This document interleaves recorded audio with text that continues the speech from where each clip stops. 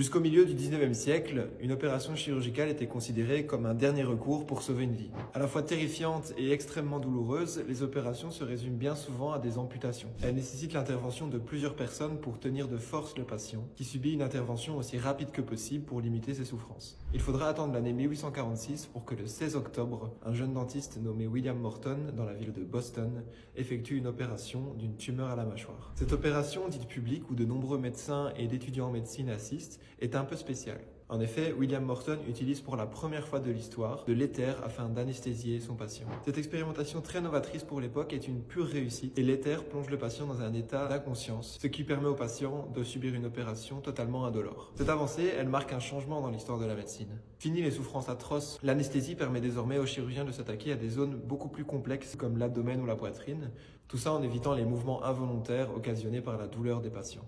Au fil du temps, l'éther, bien qu'efficace, s'avère toxique et est vite remplacé par d'autres substances. On peut citer par exemple le chloroforme, l'allotane, mais également le propofol et le fentanyl qui sont encore utilisés de nos jours. Voilà, vous savez désormais que